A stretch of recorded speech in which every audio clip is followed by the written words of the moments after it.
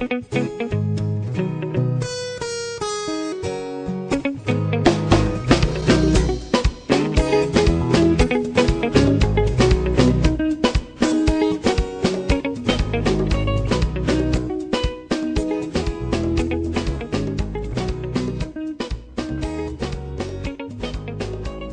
le cadre de notre voyage, nous avons décidé de compenser les émissions de CO2 générées par nos différents trajets.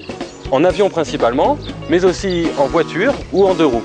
Pour cela, on a décidé de financer des projets de MDP, des mécanismes de développement propre. Nous sommes par exemple ici à Saint-Louis, au Sénégal, devant une unité de production de ProNatura qui propose de lutter contre la déforestation à travers une alternative écologique à l'utilisation du charbon de bois. Plutôt que du bois, ProNatura propose d'utiliser les matières végétales présentes abondamment dans la région, comme le TIFA, qui est une sorte de roseau. L'autre alternative, c'est la valorisation des résidus végétaux. Dans cette région où il y a beaucoup de rizières, ProNatura utilise comme matière première ces écorces de riz. Première étape du processus, le broyage.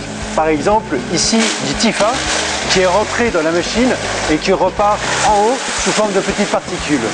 Pour la balle de riz, la matière première est déjà assez fine pour être envoyée directement ici, partir avec une vis sans fin dans le carbonisateur. Après avoir été broyé en petits morceaux, le TIFA ou les balles de riz peuvent donc être amenées dans la chambre ici où on brûle les végétaux. En fait, c'est de la carbonisation, on les amène à une température de plus de 400 degrés et on en tire ainsi le charbon qui est amené dans ce conduit. En sortant du foyer de combustion, le charbon passe par ce conduit à travers lequel il est refroidi. Il restera encore à adjoindre aux particules que vous voyez ici de la gomme arabique de manière à pouvoir lier entre elles les particules de charbon. Utilisée de manière brute, la poudre de charbon sert aussi de fertilisant naturel pour le sol et limite ainsi le recours à des engrais chimiques. Ici, c'est la dernière étape du process de fabrication. On mélange le liant de la gomme arabique à la matière végétale qui a été carbonisée pour en obtenir des boulettes de charbon. En dernier lieu, le séchage.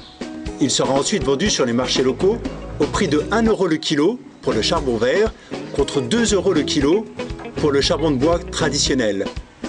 Même si le charbon vert présente un grand avantage économique pour les femmes, il faut encore les convaincre de son utilisation et leur montrer concrètement comment l'utiliser pour cuisiner.